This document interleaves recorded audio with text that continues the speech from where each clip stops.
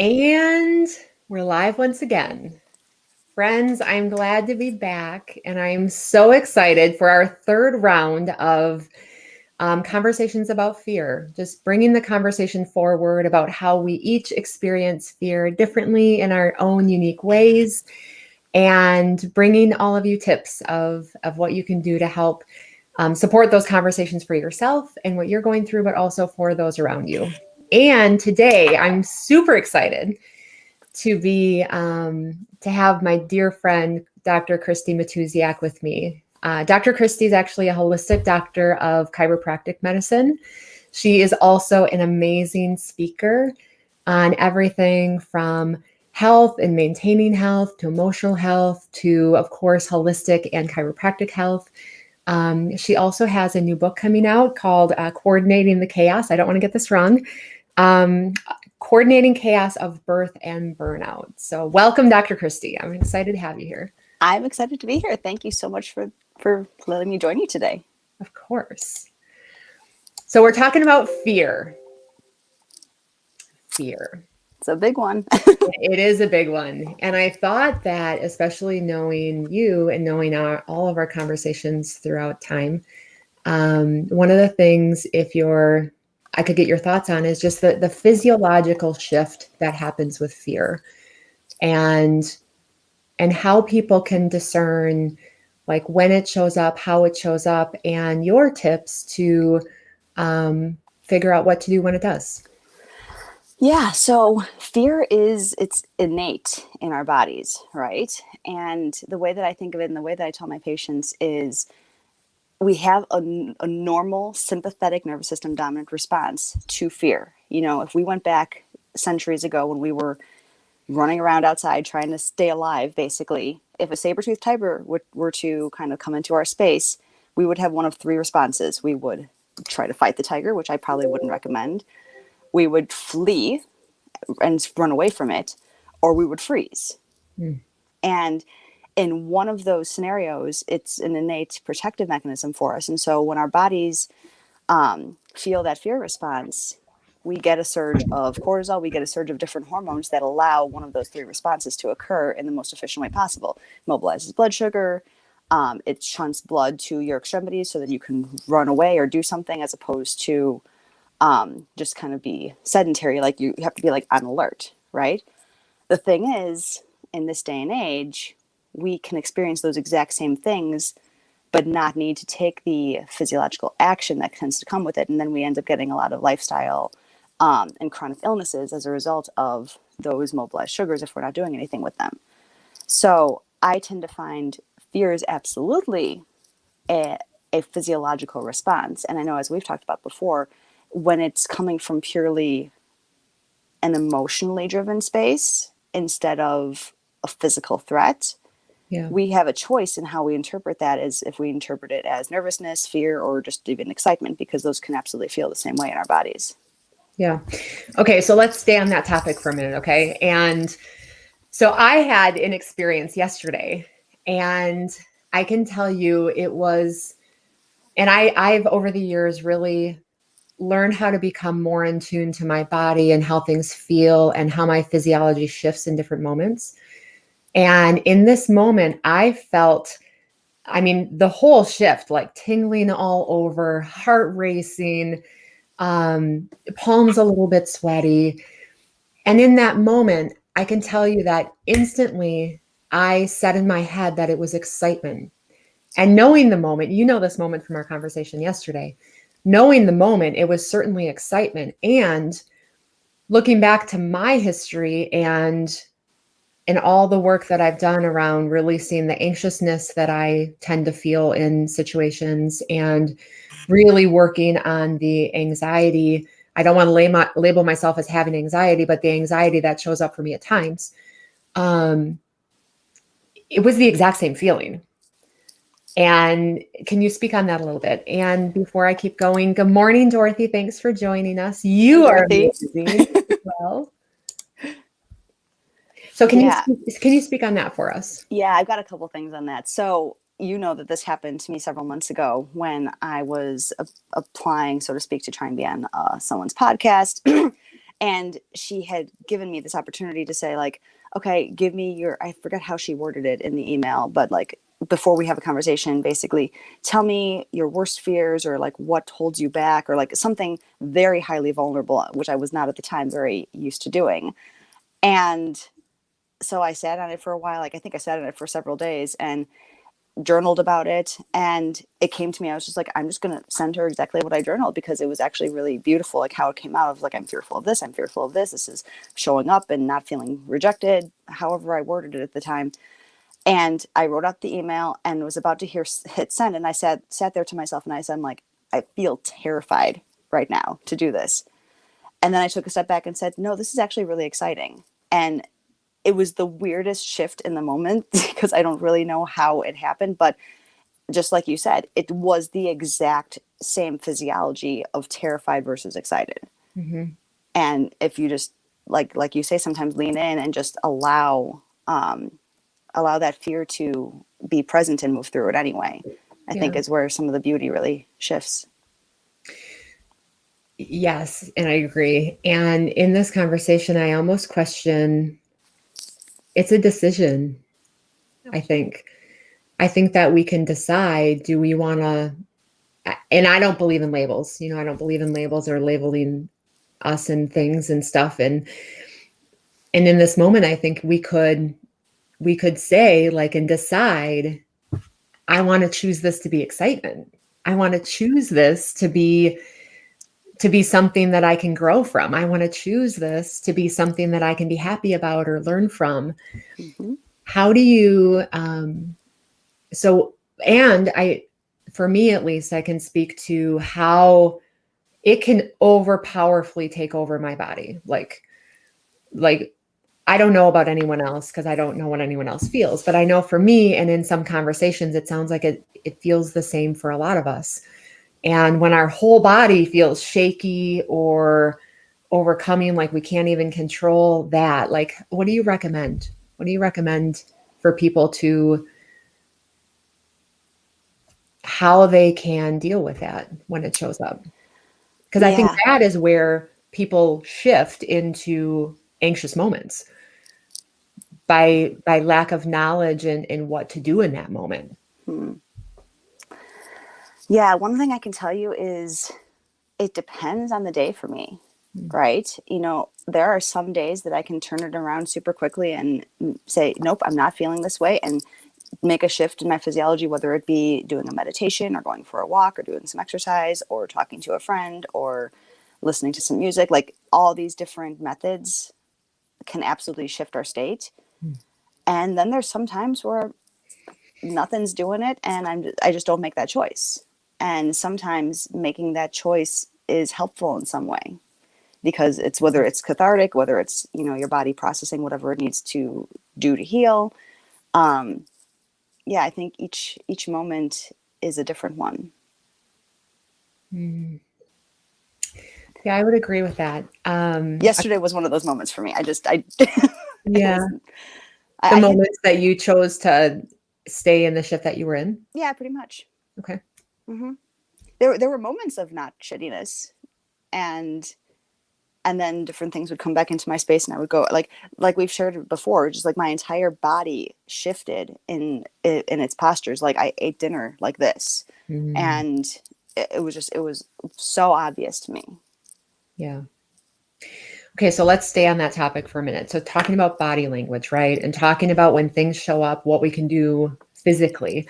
I can tell you, in this moment for me yesterday, I absolutely stood up and danced for a minute. Nice. Because I felt it. And again, I had that choice, as I could say, I'm scared, I'm worried, I'm fearful, I'm anxious.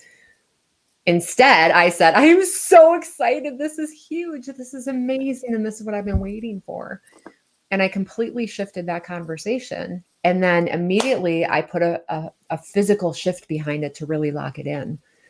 And for me, at least, what I've found is, in those moments that you're talking about, that I shell and then I close in and then I just feel them instead of dancing with them, is usually when it turns quickly to anxiousness. Mm-hmm.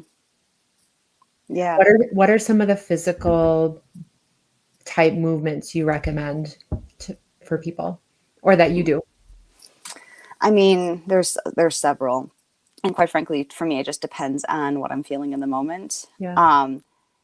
We've talked before about just like doing anything that makes you feel strong. So push-ups or squats, or just going for like a walk or a run, like doing something physical though. Like I said in the very beginning though, like because stress and fear is such a biological, physiological process, it's so helpful to just move your body in whatever way feels natural to you, whether that's just a simple walk or a run or a sprint or a jog or doing some jumping jacks or doing some push-ups or whatever it might be, like something to get the blood flowing. And water, then there's other like homeopathic remedies and essential oils and things along those lines that I'll often sometimes use when I think about them and remember them to help in a particular moment. So if I could share something that was super interesting this morning. Please. Yes. You know how Facebook gives you memories to look Yes. back on? Mm-hmm. So this morning I looked back on whatever memories came back from today. And 2 years ago, I posted a Facebook Live that I said something, and it was clear that I had not been on for some time. And I said I wanted to recommit to everybody that I'm going to be on here doing this and this and this. And I was sharing the fact that I was on a personal and professional development journey at the time. And I wanted to hear everybody else's perspectives on where they wanted support and this and that. And I said, and I kind of outed myself a little bit, not nearly as vulnerable as I can get now. But I was like, what are your, I was asking everybody that was potentially watching, what are your fears? And I said, my fears were rejection, failure, fear of even success, fear of even doing Facebook Lives. And it made me laugh hysterically that was what came up this morning before our conversation, because fear, I don't think fear ever goes away. Agreed. Like I think it's just always going to be there. And like you said, we have to learn to dance with it and find, and that dance, those dance steps are going to be different depending on the situation and what we're challenged with. Yeah. I've definitely learned fear for me is a sign that I'm in the right direction. And it's a sign that I have an opportunity to grow. And it's become knowledge for me. One of my favorite questions is, how is this serving me? And what can I learn from this? And how can I grow from this? And admittedly, I mean, not much different than I think anyone else in the world is, I've had fear stop me dead in my tracks. I've had fear slow me down, and I've had fear, admittedly, especially when I was younger, I had fear make me quit. Well, cause me to quit because of all the physiological pieces. And I mean, part of that is why I'm bringing this conversational series forward, is to help people actually lean into it and help people embrace the feelings that we have and understand the physiology that comes behind it and understand the emotions that come behind it, so that we're better equipped to say, okay, here's what I'm feeling. I'm scared. And what can I do to still move forward to this thing that I want? Whether that be health related or business related, or even just having moments of conversation with people that would be sometimes scary, right? Mm-hmm. Yeah, I go back to, there's the song that I know you have heard at least once. It's called "The Power of the Dream" by Celine Dion, and that's actually a song that I listened to from when I was like 13, 14 years old. Like I would literally, before a volleyball tournament, I would put in my earphones when parents were driving, and I would listen to that song and visualize my spiking and doing all sorts of things, preparing for a volleyball tournament. And it wasn't until probably sometime last year when I was listening to that song that a line popped out of it for me. And it said, I can't remember the preceding lines to it, but it was like something along the lines of the courage to embrace your fear. And until that moment, until realizing that line that jumped out of it for me, I sat there and was like, huh. Because every other time until that time, I said, fear means run the other way, right? Fear means fight, flight, or flee, or hide. And in conversations we've had, and then hearing that song in a different way, it was like, we have to embrace our fear in order to really move forward. We get to embrace it. Yes. Okay, so staying on fear and knowing the conversations that I really believe start when we're young, start when we're kids, right? For me, I look back to some of the fears that established when I was small and some of those limiting beliefs that then grew into adult fears, which gratefully now I've pulled back and have let go a lot of. But from your perspective and knowing you're bringing coordinating chaos to life and really working to help parents um, have different conversation with their kids, what do you recommend for parents to help their kids with the conversation about fear and the things that scare us? Such a brilliant question, because I don't have the answers to this one. Yeah. I Because I don't have think to any deal of with us have myself the every answer. That's day. why we have conversations. Yeah. Yeah. It's just something I'm working through every single day, because I mean, I have 3 boys, 10, 7, and almost 5. And for me, what I do with them, and like I said, I don't know if this is right or wrong or otherwise, it's still always just a journey. I'm trying very hard to just be very real with them, and like when I'm experiencing whatever I'm experiencing, showing them. I don't want to like hide and make a image of everything is perfect, everything is fine, when I'm not feeling that way, so Yeah. that they can see me process my own emotions. Because I think ultimately, when we're dealing with our kids, everything is led by example, Yeah. and everything is led by the foundation that's set for them, whether that's healthy foods or whether that's how you handle your emotions. And so that's usually what I've been trying to work with, is just coming from what I know I do and what helps me. Some, like we said before, sometimes I just need some space or a walk or this or that. Other times I need to talk to somebody about it. And that's the challenge sometimes, is our kids are different people than us and don't always need to process things the way that we would like to process it for them. And Mm. so it's in some of those challenges that we have to give them their space to grow and thrive in the way that they feel is best for them. And I know that's the challenge for me, is just stepping back and allowing them to do that on their own. Which can be hard as parents because we want to have the answers for our kids, right? Right. Yeah. So I really appreciate how you mentioned that just leading by example. And I think that there's a lot to be said for our kids seeing us do things that they know scare us or that bring fear our way. Because I think inadvertently it helps show them, like, oh, mom's doing it. And I know that it brings fear to her. So I can do it too. The other thing that I made note of is I think that just engaging in the conversation about what fear feels like for them and helping them to understand, as adults, we know our physiology, right? And we know how to respond to it, how to work with it once we learn it. But as kids, I think that often things show up for them that they don't know, and they don't know what these feelings are. And maybe they feel that same anxiousness I described, like what I felt yesterday, that I defined as excitement, and they're defining as scared or angry or fearful or whatever have you. And I think that just in the conversation of asking them to describe how they feel and um, what it means to them can help unlock that. Mm-hmm. Absolutely. I agree 100%.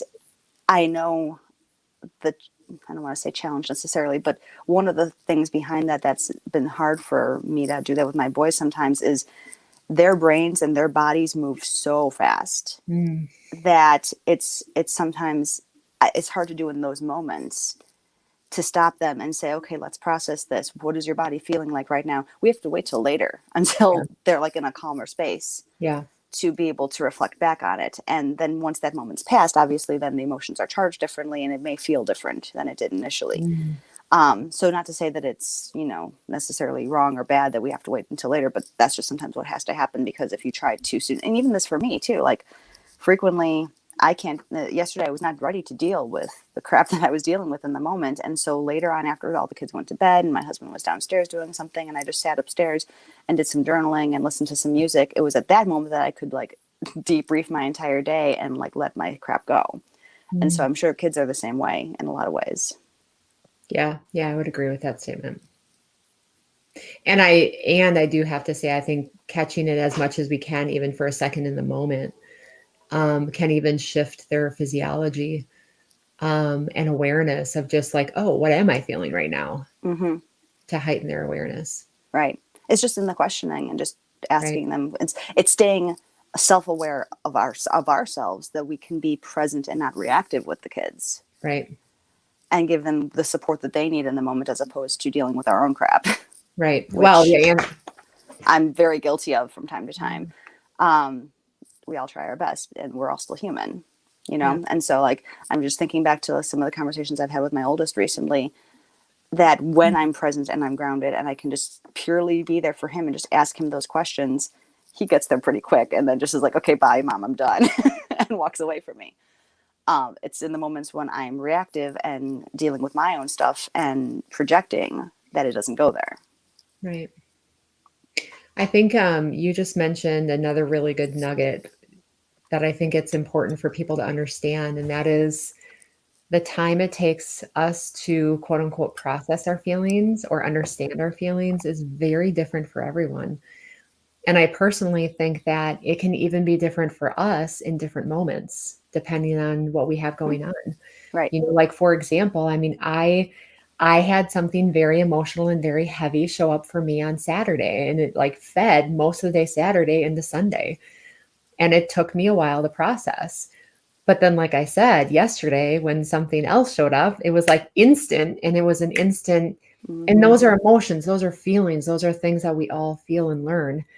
Um, how do you, what do you recommend to your patients, and to other people that you work with to lean in and really understand that piece of things? For me, I always tell people it's in the awareness of it first. Mm, Like, we can't change anything until we become aware of it. mm, So when I'm working with a patient that, that may say, well, I can't think of an example right now, just I'm having trouble with this, or this shows up for me. It's like, okay, well, first, when does it show up for you? And when it shows up for you, why don't we journal about it? Like, and not to like dwell in the crap necessarily, but write it down and get it out of your body, because I know it's very helpful for many people. And if it doesn't, I mean, I tell people, like, if you're not a journaler, that's fine. If you like art better, draw a painting or color or mhm. something. If you're more of a physical person, go hit a punching bag or go for a run around the block. Everyone has a different angle that their body needs to take to help release whatever is going on with them. But in those moments, I will, especially if journaling is helpful for them, I'm saying, like, write it out, because if it stays in your body, it's just going to bounce around and wreak havoc in there until it manifests in a physical way. And so I just find it important to find a way to literally, in a physical way, get it out. And then you can look at whatever that is and decide how you want to deal with it. Like, and to your point all the time, it's all in the choice of how we deal with things. Yeah. Yeah. You you're dropping all kinds of really good nuggets and leading me to more questions to just keep pondering over. You mentioned in what I call stifling, like when we stifle our feelings. Um, this is essentially part of what you do, right? Like in holistic emotional medicine, when we stifle our feelings, what are some of the things that can happen in not dealing with it? Yeah, they will find a way to come out, is the way that I've seen it play out. So, and I say this to patients frequently, when we stuff or stifle emotions, our bodies will find a way to manifest that disease, essentially, the dis-ease as disease. And so it could be something as simple as a headache, right? Or it could be something as simple as a stomach ache or something like that. And it can be something as severe as cancer or something else, especially when those things are bottled up long term. And so I do feel that it's important, when I'm with patients, I always address this, that, like, you're not, like, someone comes in and they have back pain. Okay. You're not just a back walking around on the street. You're an entire human being, head to toe, with emotion, spirit, mental, emotional, nutritional, structural stresses that all play into who you are as this spiritual being. And you need to be treated as such. You're not just a back. Like, yes, I'll adjust you. I'm a chiropractor. It's what I do. but there's always more layers to it than that. And so just bringing that to their awareness sometimes helps them make connections like, my back didn't hurt until I ate that piece of pizza. Or, ooh, my back didn't hurt until I had that argument with my spouse. And little things like that is just like I said initially, just coming up with the awareness to see where things are coming from and how then your body manifests different things. And then you can answer those questions in a better way. Very good. Well, I know I, for one, can attest to the fact of how much emotional healing has done from a physical, structural health perspective, even for myself over the years. So kudos to you for all that you do. Thanks. Yes. Okay. Last couple minutes. Do you have any final tips for all of our viewers on fear, physiology, emotions, dealing with them, or recommendations that you want to share? First thing that comes to me is just keep dealing with it. Like, we're not going to learn and we're not going to grow until we face the crap, quite frankly, and move through it. We can't go around it. When I said that, what came to me was the image of Finding Nemo, where they try to go over the trench instead of through it, and then they get attacked by all the jellyfish. Yep. You know, so like go through the trench because you don't know what you're going to come up with on the other sides of stuff. Yeah, the best way is always through, and support, and finding good, amazing, supportive people to help you on your journey and just be there with you that either are going through the same things currently and presently, or people who are have already been through it in some sense, connect as a mentor, or yes, in both. And then on the other hand, like someone that you find that was where you once were and mentoring them. Like my husband was just telling my son the other day, you know, one of the best ways to learn something is to teach it. Right. And so immersing yourself in these sorts of things to help someone else on their journey and be supported on your journey. Like, it's all in who we surround ourselves with. That's who we become ultimately. That's very true. And learning from people who have walked in it's extremely helpful. Agreed. Well, Dr. Christy, thank you so much for joining me yet again. It's always a pleasure, and I always learn and take all kinds of different nuggets away. So thank you for that. Thank you. And likewise, this has been awesome. Agreed. Guys, thanks for joining us. And next week, another round of fearful conversations and how to work through them. So thanks for joining us and have a good day. Bye.